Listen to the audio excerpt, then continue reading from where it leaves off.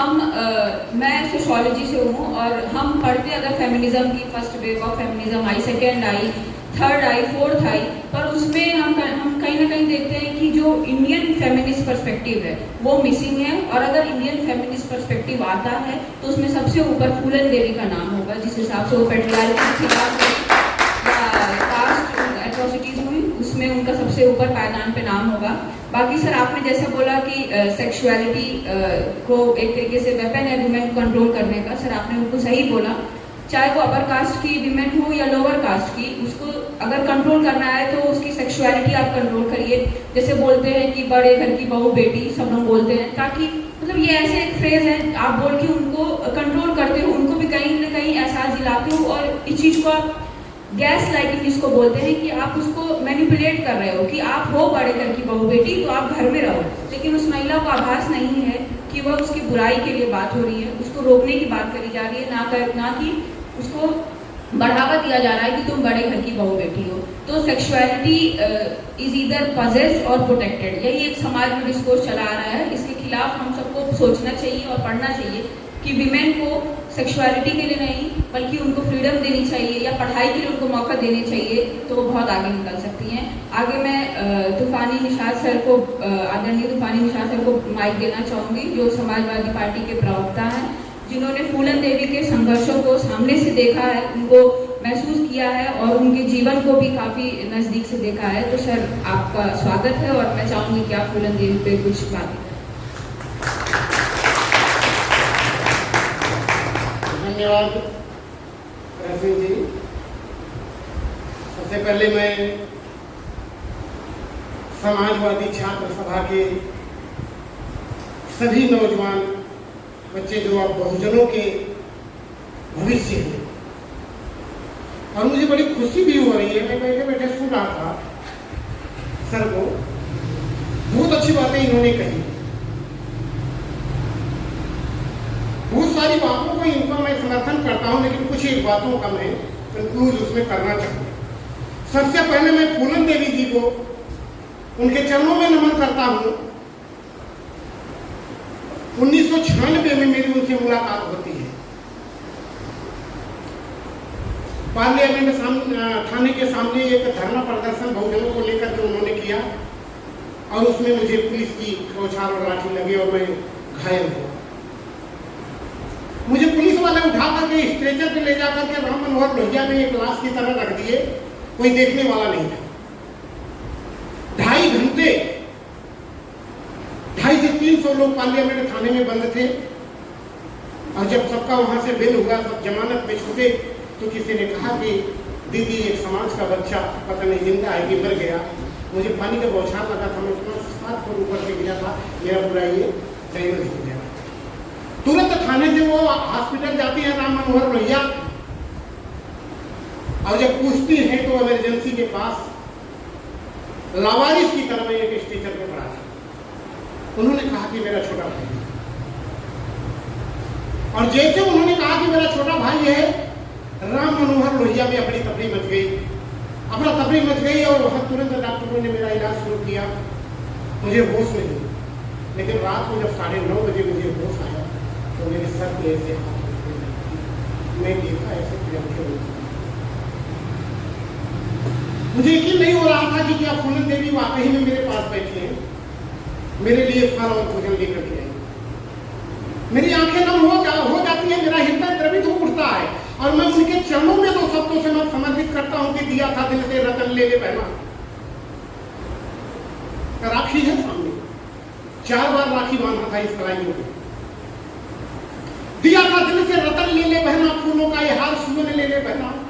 सोचा था सावन में बांधों की राखी, विदाई में हमसे कफन ले ले बहना, विदाई में हमसे कफन ले ले बहना।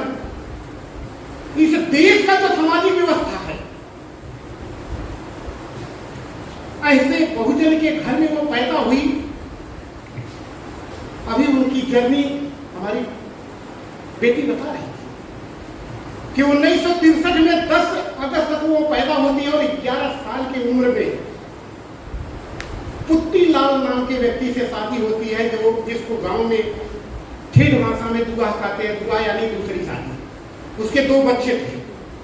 घर वालों ने शादी इसलिए किया कि उसके पास जमीन ज्यादा थी, पैसा था, बेटी की शादी हो जाएगी तो खेत में काम करके अपना जीवन बसर करेंगे। हैवानियत की हद पार कर दिया पुतलीलाल। 11 साल की बच्ची के साथ जो नहीं करना चाहिए था वो करता था, और वहां से वो किसी तरह भाग करके अपनी बड़ी बहन के घर गई। जब बड़ी बहन के घर गई तो थोड़ी सी एज उनकी और बढ़ गई, और जब एज बढ़ी, शरीर पे थोड़ा सा यौवन आने लगा, तो इनके बहन के घर के पास जो सामंतवादी ठाकुर समाज के लोग रहते थे, उन्हीं में से 2 लड़की, नौजवान लड़के फिर फूलन देवी के पीछे पड़ गए और उठा करके इनके साथ रेप किया। मैं उनके साथ चला, मैं 4 साल 5 साल उनके साथ बिताया। वो बताती थी जब हम राजधानी में चलते थे, दिल्ली से बॉम्बे, दिल्ली से कलकत्ता, उस समय राजधानी में बैठने का मतलब कि चार्टर प्लेन में आप बैठे। मात्र 4 राजधानी पूरे हिंदुस्तान में थी। बंबई जर्नी में उन्होंने बताया कि जब उस दरिंदे ने मेरे साथ ऐसा किया और मैं उसका विद्रोह करना चाहिए, तो मेरे चोरी का इल्जाम लगा करके उन लोगों ने मुझे बंद करवा दिया थाने में। जब थाने में वो बंद हो गई तो इनका पिताजी रोने लगे, और इनके पिताजी कैलाश यादव जो किसान थे, उनके घर हरवाही का काम करते थे, फूलन देवी के पिता। जा करके कैलाश यादव से बताई, कैलाश यादव लाठी उठाए और थाने पे गए। उन्होंने 2 सवाल किया दरोगा से कि फूलन देवी के साथ रेप हुआ है, और रेप करने वाले कोई और नहीं, गांव के 2 नौजवान हैं, और चोरी का जो इल्जाम लगाया है, तो चोरी का क्या है, आपके पास सबूत है, आप मुझे बताइए, हम चले जाएंगे। उन्होंने कहा दरोगा ने कि मैं छोड़ दूंगा, लेकिन एक बार आप बाबू साहब से बात कर लीजिए। बोले कि पकड़ के आप लाए, इल्जाम आप लगाए, बाबू साहब से क्यों बात कर लूं? बोले मुझे यहां काम करना है, बिना उनके यहां थाने में। उस समय की बात है, अब तो बहुत बदलाव हो गया। बिना बाबू साहब के मैं इस थाने में काम नौकरी नहीं कर पाऊंगा। वो जाते हैं, बाबू साहब की सहमति मिलती है एक शर्त पर कि फूलन देवी थाने से छूटेगी तो पहले मेरे घर आएगी, अपने घर पे उसको रुकने का व्यवस्था मैं करूंगा। थाने से छूटती है, कैलाश यादव और फूलन देवी के पिताजी लेकर के बाबू साहब के घर जाते हैं। 3 दिन फिर बाबू साहब फूलन देवी के साथ रेप करते हैं। वहां से भागती है वो बड़ी बहन के घर, वहां से फिर भागती है मां के घर। मतलब कहीं ठिकाना नहीं मिलता उनको। ये 4-5 साल 16 साल की उम्र तक वो भटकती रहती है। इसी दौरान विक्रम मल्लाह से उनकी मुलाकात होती है नदी के किनारे। विक्रम मल्लाह उनको लेकर के चंबल के बिहड़ में जाते हैं, जहां गुज्जर नाम के डकैत, जो 40 डकैतों को लेकर के, 40 डकैतों के सरदार थे और उस बिहड़ में रहते थे। दूसरी तरफ मलखान सिंह भी पिछड़ी जाति के थे, वो बहुजन के नेता थे, वो बहुजन के लोग थे। उनकी जमीन सामंतवादियों ने 5 एकड़ जमीन उनका कब्जा कर लिया था मंदिर के नाम पर, इसलिए वो डकैत बने थे। गणेरिया पाल जाति के थे मलखान सिंह, और हमेशा फूलन देवी को बेटी कह करके मदद करते थे चंबल में। जब विक्रम सिंह लेकर के चंबल की घाटी में पहुंचते हैं, तो गुज्जर सिंह जो ठाकुर समाज के थे वो सरदार थे, उनकी नजर पड़ी फूलन देवी पर, उनकी भी नीयत खराब हो गई। उन्होंने विक्रम मल्लाह से कहा कि आज से तुम हमारे जो टीम छिनैती करने के लिए जा रही है, जो उगाही करने के लिए कानपुर जा रही है, उसके तुम सरदार होगी। विक्रम सिंह जाते हैं, और जो फूलन देवी बड़ा भाई पिता कह करके गुज्जर सिंह के हाथ जोड़ते रहे, लेकिन विक्रम सिंह के पीछे गुज्जर सिंह ने भी फूलन देवी के साथ रेप किया। जब विक्रम मल्लाह आते हैं तो रो रो करके सारी घटना फूलन देवी बताती है। अब इसमें आकर के गुज्जर सिंह को गोली मार देता है विक्रम मल्लाह, और फिर बगावत हो जाता है। वहां 2 टीम बन जाती है, एक विक्रम सिंह को मानने वाले लोग और दूसरे गुज्जर सिंह को मानने वाले लोग। विद्रोह हो जाता है, वहां गोली चलती है, बहुत सारे डकैत मारे जाते हैं। वहां से विक्रम फूलन को लेके भागते हैं। दतिया आते हैं। दतिया एक बड़ा फेमस मंदिर है, बगलामुखी जी का शक्तिपीठ है। दतिया के पास एक आम के पेड़ के नीचे वो सोए रहते हैं फूलन देवी को लेकर के। उसी समय बेहमई गांव का लाला राम और श्री राम मुखबिरी करके वहां पहुंचते हैं और सोए हुए विक्रम सिंह को गोली मार देते हैं। फूलन को उठा करके बेहमई के गांव में ले जाते हैं। लाला राम, श्री राम और उसके साथियों ने, जो उस समय आप तो 5000 के ऊपर आबादी हो गई, उस समय लगभग 27 से 2800 की आबादी बेहमई गांव में रही और जिसमें ठाकुरों का दबदबा था। उठा के ले जाते हैं लाला राम, श्री राम और फूलन देवी को वहां जहां गाय बछड़े बांधे जाते थे उसमें रखते हैं और उसके साथ बारी बारी से ये लोग लाला राम, श्री राम और इनके 4 साथी और 6 लोग बारी बारी से पूरी रात फूलन के साथ रेप करते हैं। और एक दिन नहीं, लगातार ये 10 दिन चलता है। उसके कपड़ों से बदबू आने लगता है, जानवरों की तरह उसके जहां गाय भैंस बांधे जाते हैं वहां रखते हैं और उससे पानी लेने के लिए कंबल डाल करके कुएं पे भेजते हैं। आप लोगों ने बैंडेड फिल्म में देखा होगा, लेकिन इसमें थोड़ा अलग सीन है, वहां थोड़ा अलग था। तो मैंने कहा कि आपके कुछ बातों से मैं इत्तेफाक नहीं रखता। मैं इसलिए कहा कि आपने कहा कि बाबा भीमराव अम्बेडकर ने कहा था कि चाहे वह सवर्ण की औरत महिलाएं हो और चाहे वह दलित बहुजन की महिलाएं हो, सब शूद्र हैं। अगर वह शूद्र है और शूद्र का उनको जरा सा किसी महिला पे दया थी तो क्या बेहमई में एक भी ऐसी महिला नहीं थी जो 10 दिन फूलन दी के साथ बेरहमी से जानवरों की तरह रेप किया जा रहा था? क्या एक महिला आवाज उठाने वाली नहीं थी? वहां बहनें भी थी, माताएं भी थी, दादियां भी थी, किसी एक महिला ने आवाज नहीं उठाया। और 10 दिन तक रेप उसके साथ होता रहा और 10 दिन के बाद वो मरणासन हालत में पहुंच गई। इसके बाद लाला राम ने कहा कि जाओ इसको चंबल में नहला दिया। बेमई गांव का एक आदमी लेकर के फूलन देवी को चंबल में नहलाने के लिए जाता है, पीतल का लोटा लेकर के और एक पुरानी साड़ी लेकर के पीछे पीछे फूलन चल रही, आगे आगे वो आदमी जा, 2 आदमी थे जा रहे थे, एक आगे और एक पीछे। कुछ दूर जाने के बाद एक आदमी पेशाब करने लगा, जो आगे चल रहा था। फूलन देवी मुड़ के देखी, उस लोटे से उसके सर पे वार गिरा, वो गिर पड़ा और कूद के चंबल पार करके वो भागी। भाग करके गई, जो विक्रम सिंह ने उन्हें शूटिंग सिखाया था, फिर वो जा करके मलखान सिंह से मिली, बोली कि बाबूजी मेरे साथ ऐसा ऐसा व्यवहार हुआ और मैं इसका प्रतिकार, इसका बदला लेना चाहती हूँ। मेरा नाम फूलन था लेकिन मेरा जीवन कांडों में बीता। मैं चाहती हूँ कि फिर इस देश में कोई फूलन देवी ना हो। मैं चाहती तो चंबल में डूब के मर जाती, मैं चाहती तो आत्महत्या कर लेती, और तो मैं आज चाहूँ तो आत्महत्या कर सकती हूँ, लेकिन मैं नहीं करूंगी। मैं चाहती हूँ कि फिर कोई बेटी फूलन ना बने हमारे गांव में, हमारे देश में। मलखान सिंह ने कहा कि क्या चाहिए तुम्हें? बोला थोड़ी सी मदद कर दो। मलखान सिंह जी ने उसे कुछ पैसा और एक घोड़ा और कुछ बंदूकें मुहैया कराई। एक एक करके उन्होंने अपनी ये जब टीम तैयार किया, उसमें सवर्ण जाति के लोग थे, उसमें बहुजन के लोग थे, उसमें पिछड़ी जाति के लोग थे, उसमें दलित, सब लोगों को उन्होंने 40 लोगों की अपनी टीम बनाई और टीम बना करके 14 फरवरी 1981 को बेमई में पहुंचती है रात को, और जाकर के उसी कुएं पर से आवाज लगाती है कि मुझे लाला राम, श्री राम दे दो, गांव से किसी से कोई दुश्मनी नहीं है। लाला राम, श्री राम को गांव वालों ने छुपा दिया और फूलन घंटों माताओं से बोलती रही, मिनती करती रही। उस गांव के लोगों को 26 नौजवान पुरुष और अधेड़ को उन्होंने अपने कब्जे में ले लिया।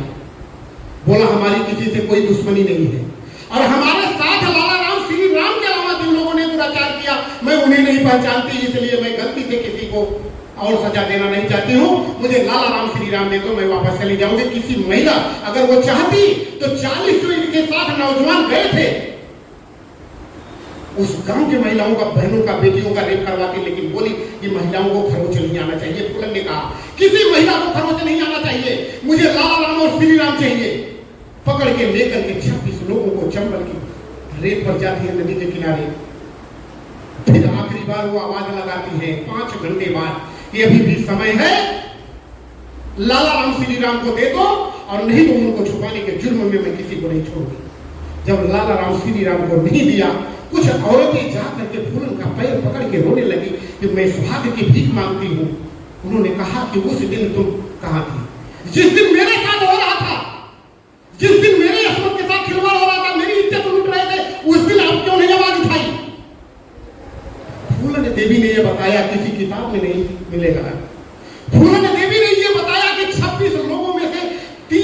होगा या उसी दिन या एक हफ्ते पहले शादी हुई थी, फूलन देवी ने कहा कि उस 3 बहनों का कोई कसूर नहीं है।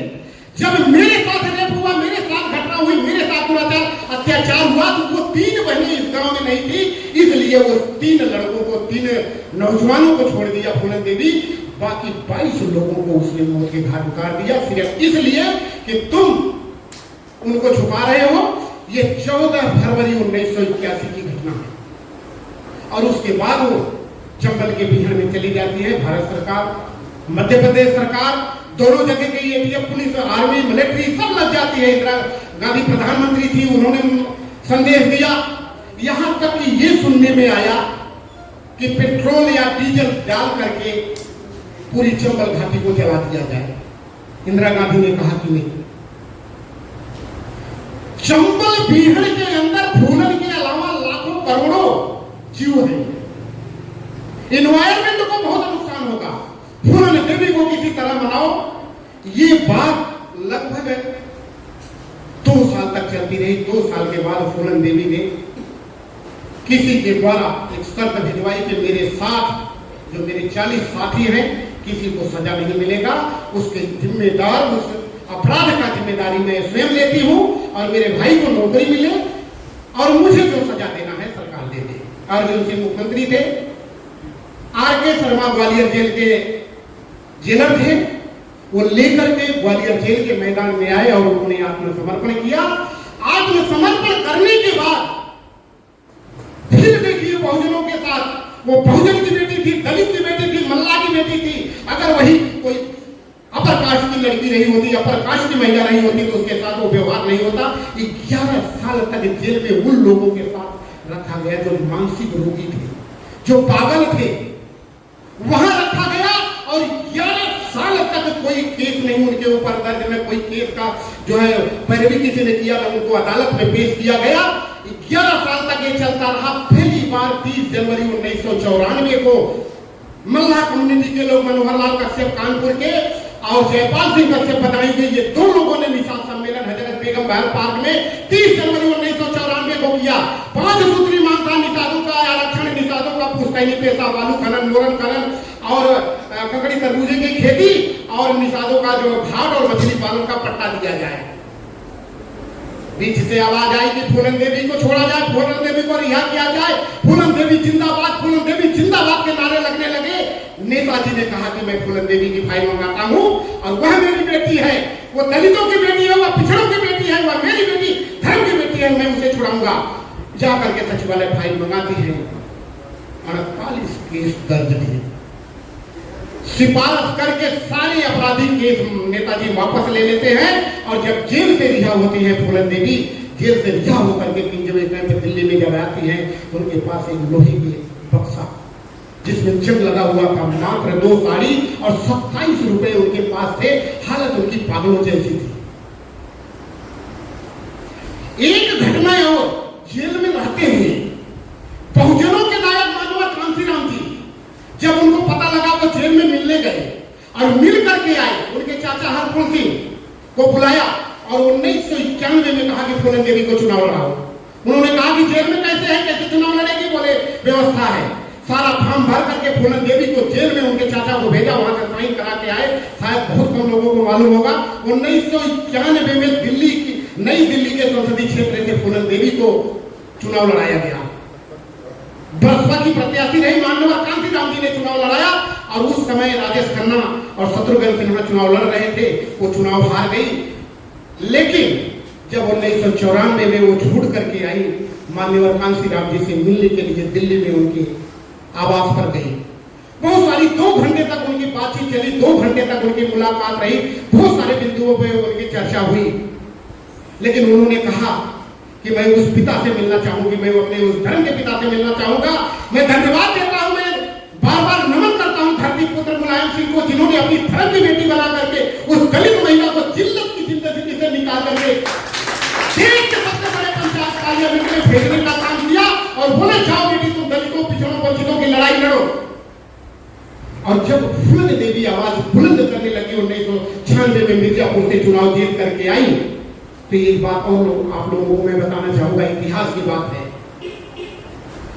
18 जून 1857 को कानपुर कैंट एक बरगद का पेड़ था, अभी महाराज जी ने उसको कटवा दिया। वहां निषादों का शहीदी मेला लगता था 27 जून को। बिठूर के राजा को लूट करके 10 अंग्रेज अधिकारी 10 नाव पर बैठ करके यहाँ से कानपुर से इलाहाबाद को जा रहे थे। जैसे कैंट घाट पर आए, वहां वो कैंट बहुत बड़ी छावनी थी अंग्रेजों की, वो कानपुर में आराम करने चले गए। मुल्ला मल्ला 80 वर्ष के गुरुजी के नाम से जाने जाते थे, उनका नाम मुल्ला था, मल्ला थे। मुल्ला मल्ला गुरुजी उस बरगद के पेड़ के नीचे मल्ल युद्ध करवाते थे, अखाड़े की कुश्ती लड़वाते थे। रात को सोए थे और समाधान निषाद लोचन मल्ला जब उनके पास सोए तो मुल्ला मल्ला ने कहा कि समाधान, ऐ लोचन निषाद, जब इस देश का इतिहास लिखा जाएगा तो निषादों का नाम काले अक्षरों में लिखा जाएगा। समाधान ने कहा कि बाबूजी आप ऐसा क्यों कर रहे हैं? कह रहे आप अंग्रेजों को लूट के ले जाने में, हिंदुस्तान का धन, हिंदुस्तान के राजा का धन लूट के ले जाने में मदद कर रहे हो, आपका नाम काले अक्षरों में लिखा जाएगा। उन्होंने कहा हम क्या कर सकते हैं? बोले बहुत कुछ कर सकते हो। बोले क्या कर सकते हैं? बोले गंगा में पानी कम है, गंगा में पानी कम है, जाके अंग्रेज अधिकारियों से कह दो बड़ी बड़ी नावें हमारी आगे जाकर के रुक जाएंगी, इलाहाबाद तक हम नहीं पहुंच पाएंगे। 22 जून तक बरसात होगी, 20-22 जून के बरसात होगी, गंगा में पानी आ जाएगा, तब हम इलाहाबाद लेकर के चलेंगे। जाकर के लोचन मल्ला अंग्रेज अधिकारी से बोले, वो लोग मान गए। 22 जून से बरसात शुरू हुई, 25 जून तक मूसलाधार बरसात हुई और गंगा जी में बाढ़ आ गया, पूरी गंगा जी लबालब भर गई। और जब गंगा जी लबालब भर गई तब तक इधर समाधान निषाद लोचन मल्ला और मुल्ला मल्ला तैयारी किए, अपने कुल्हाड़ी को, अपने दाव को, अपने पाती को धार लगा लगा करके नाव के पेड़ों में छुपा के रखा, तैयारी किए। 25 जून को बरसात बंद हुई, 26 जून को ये तय हुआ कि 27 जून को यहाँ से नावें निकलेगी और हम लेकर के कहाँ जाएंगे? इलाहाबाद।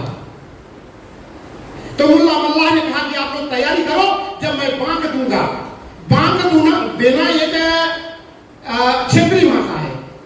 जैसे कलकत्ता में ज्वार भाटा आता है, जो बड़ी बड़ी नावें होती है, ढाका से लेके रेमुनिया, रेमुनिया से लेके बर्धमान, बर्धमान से लेके हुगली घाट तक पहले ट्रांसपोर्टेशन का यही सिस्टम था। तो जब ढाक आता, वो ज्वार भाटा आता था, तो नाव के पीछे एक छप्पर होता था, उस छप्पर के ऊपर माझी खड़ा होकर के लाल गमछा को जब ऐसे घुमाता था, बांध देना यानी सिग्नल देना। तो उन्होंने कहा जब मैं बांध दूंगा तो लेकर के अपने दाव और तलवार कूद जाना और नाव के पेड़े को काट काट करके इनको डुबा के मार डालना। जैसे 10 नाव बीच धारा में इकट्ठा हुई, एक सेंटर में हुई, मुल्ला मल्ला का वहां से इशारा हुआ, बांक दिया, लेकर के निषाद लोग दाव कूद गए और उसके नाव के पेड़े काट काट करके डुबा के मार डाला।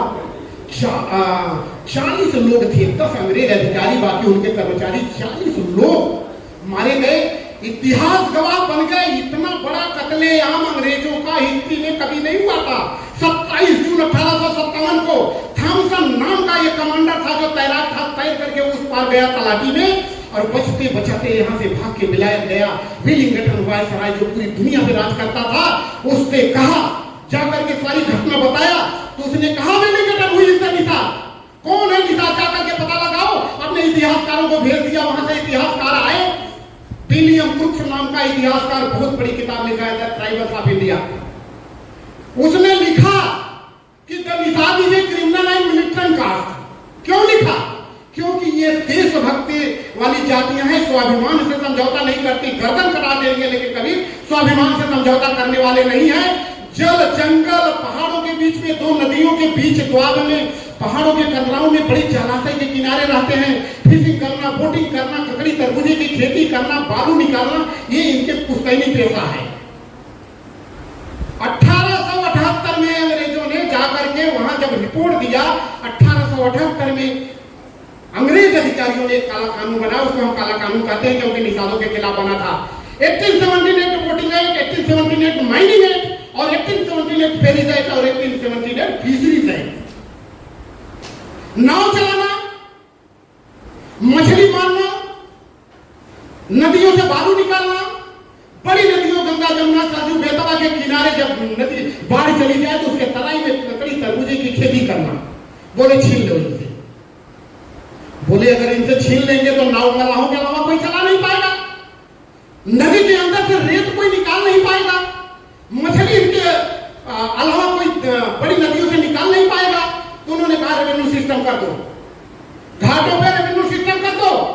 लगा दो घाटों पे रेवेन्यू।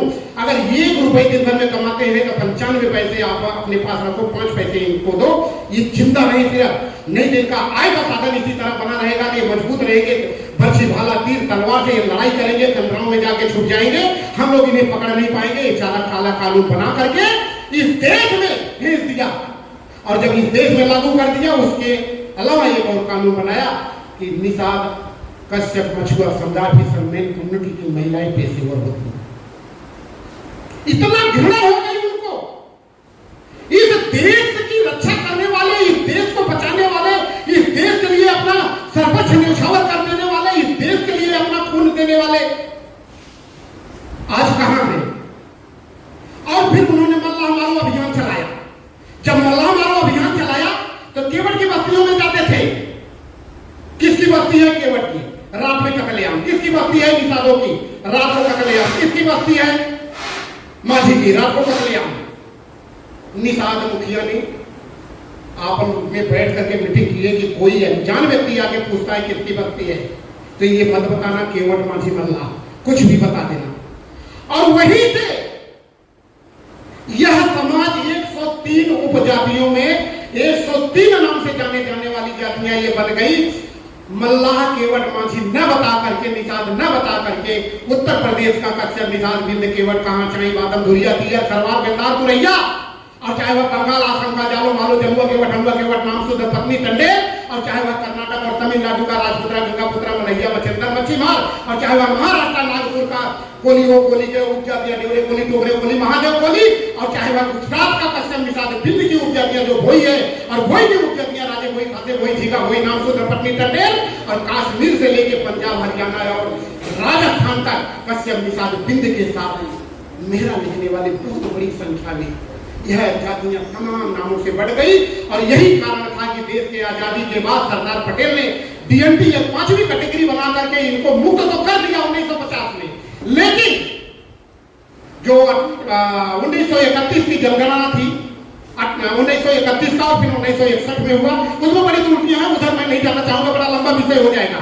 जब यह 103 नामों से यह जातियां बन गई, जब फूलन देवी को सांसद माननीय नेताजी की कृपा से बनी, तो गुजरात का जब कोई भोई आता था, हमें बहन जी से मिलना है, अरे कौन हो भाई, क्या नाम है? बसंत भाई टंडेल, हम भोई हैं। भोई कौन होते हैं? फूलन देवी वाले। सागर पुत्रा कौन होते हैं? फूलन देवी वाले। राजपुत्रा कौन होते हैं? फूलन देवी वाले। सागर पुत्रा कौन होते हैं? फूलन देवी वाले। जलुआ केवट, हलुआ। अब जैसे बंगाल है, बंगाल में जो जात चलाता है उसको जलुआ केवट बोलते हैं, जो हल चलाता है वो हलुआ केवट बोलते हैं। अलग अलग ऐसे नामों से बढ़ गए।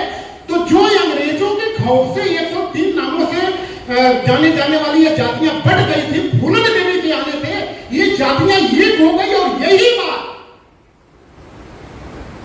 इस देश में राज करने वाले समण जाति और ओछी मानसिकता वाले लोग कि अगर ये एक हो गए तो इन्होंने अंग्रेजों को नहीं छोड़ा, हम लोगों को भगाने में तो देर नहीं होगी, इन्होंने तुरंत साजिश रची। और फूलन देवी के पास जो वाई प्लस श्रेणी का सुरक्षा मिला था, तुरंत 2001 में माननीय राजनाथ सिंह की सरकार बनती है, केंद्र में अटल जी की सरकार, लाल कृष्ण आडवाणी होम मिनिस्टर होते हैं, इनको राजनाथ सिंह जी की चिट्ठी आती है कि फूलन देवी को वाई प्लस श्रेणी की सुरक्षा की जरूरत नहीं है। हम लोगों ने विरोध करा, उसके बावजूद फूलन देवी की सुरक्षा हटा करके एक सिविल वर्दी में दे दिया गया और फूलन देवी की हत्या कर दी।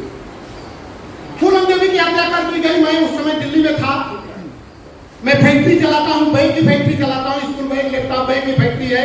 और 97 में 5 अप्रैल 1997 को फूलन देवी ने अपने हाथों से इनोग्रेशन किया था, अपने हाथों से लगाया था। आज भी मैं उसको चलाता हूँ। मैं 2 बजे जैसे आकर के हाथ पैर धो करके रोटी खाने के लिए बैठा, उर्दू खबरें आती थी, पहले 2 ही चैनल चलता था, डीडी चैनल, डीडी उर्दू खबरें देखा। वो खबरें जो बाँच रही थी, वो बाँचते उन्होंने कहा कि अभी खबर मिली है कि समाजवादी पार्टी की सांसद फूलन देवी की गोली मार करके कुछ अज्ञात हमलावरों ने हत्या कर दी। मेरे हाथ से रोटी छूट गई। मैं वहां से 44 नंबर पे स्कूटर से आया, यहाँ स्कूटर खड़ी करके रात को मैं 12 बजे निकला, 5 बजे वजीराबाद में सुबह पैदल पहुंचा। और ये भी दुर्भाग्य है, देखो भारतीय जनता पार्टी की सरकार जब भी कोई ऑनरेबल मेंबर ऑफ पार्लियामेंट का अचानक मौत होती है, हत्या होती है या मौत होती है, तो उसको राजकीय सम्मान के साथ उसका अंतिम संस्कार किया जाता है। लेकिन इस सरकार ने उनका अंतिम संस्कार करना और राजकीय सम्मान देना और 1 घंटे के लिए भी सदन को बंद करना उचित नहीं समझा। माननीय नेताजी प्राइवेट विमान से लेकर के लोगों के मांग पर उनका ले जाकर के मिर्जापुर में उनका अंतिम संस्कार किया। मेरी आंखें नम हो गई। मैं आया, मैंने सोचा कि अब मैं राजनीति छोड़ दूंगा, मैं दिल्ली छोड़ दूंगा। रात भर रोया, महीने भर रोया, छोड़ दूंगा सब कुछ। लेकिन उनकी कुछ बातें याद आई मुझे। वो कहती थी और जब उनके साथ चलते थे तो बातों को बताती थी, वो बातें याद आई तो फिर मैंने अपने आप को संभाला और फिर मैं सब उनके लिए लिखा। अरे जवानी को देखा, रवानी को देखा, वीरों के खूनी कहानी को देखा।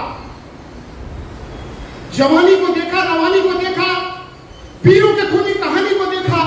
जब तक जिंदा रही जुर्म से लड़ती रही। फूलन में झांसी की रानी को देखा, फूलन में झांसी की रानी।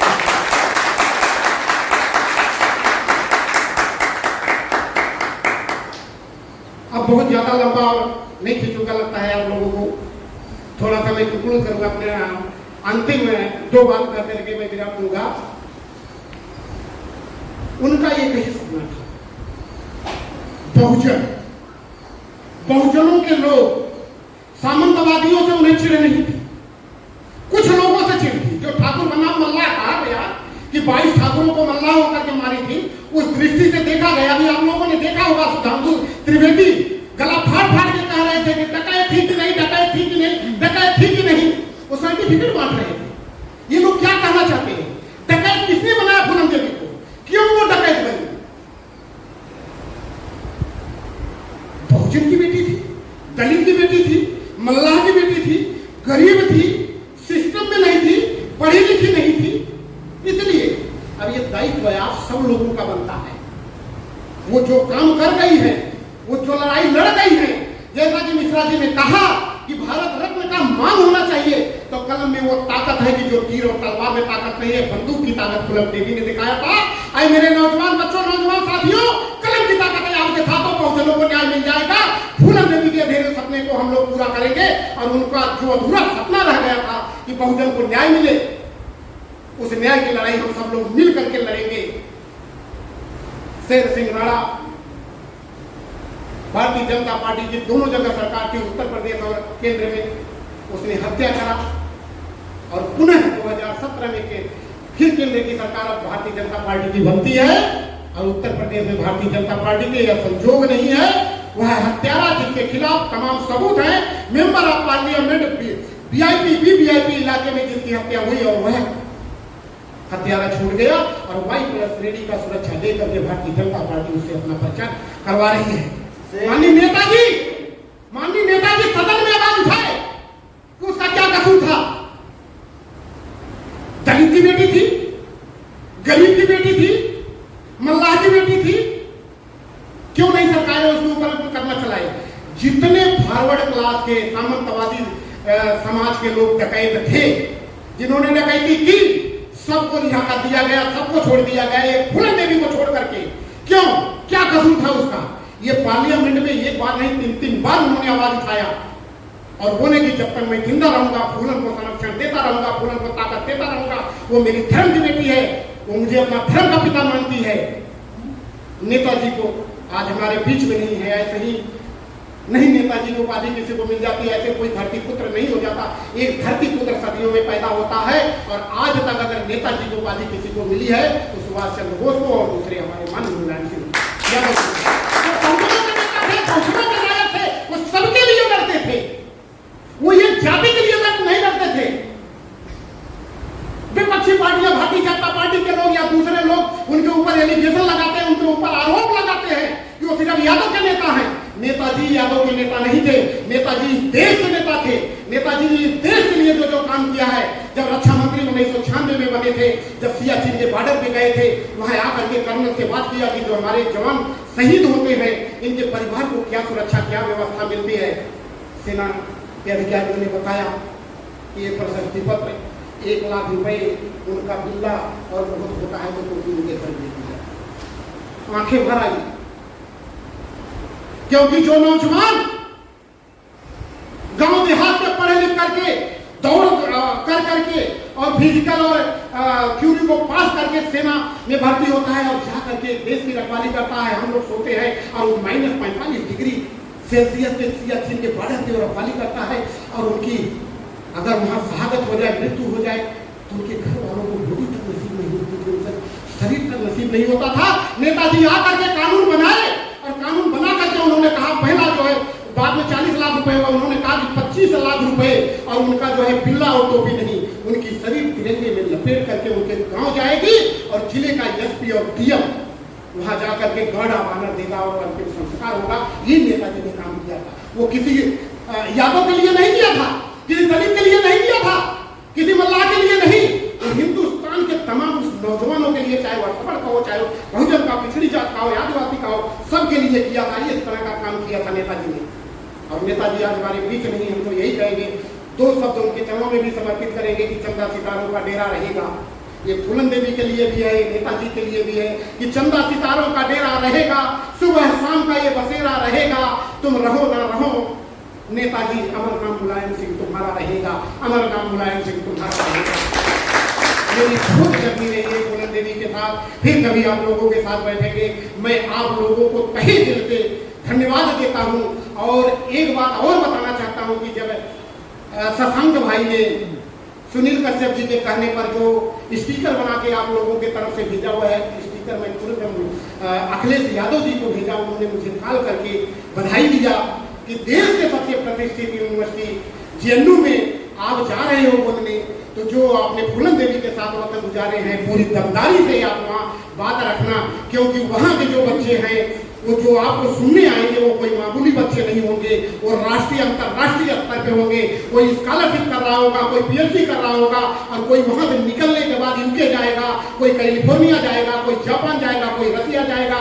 वहाँ मामूली लोग नहीं होंगे, जो बच्चे होंगे वो बहुत ब्रिलियंट होंगे। मेरी शुभकामनाएं हैं उनसे मिल करके, और आप 13 तारीख को मुझे आकर के लखनऊ में मिलो तो आप सब लोगों का मैसेज माननीय अखिलेश यादव, मुलायम सिंह के पुत्र अखिलेश यादव के पास पहुंच गया है और उन्होंने आप सब लोगों को धन्यवाद बोला है। मैं उनकी तरफ से भी आप सब लोगों को बहुत बहुत धन्यवाद देता हूँ।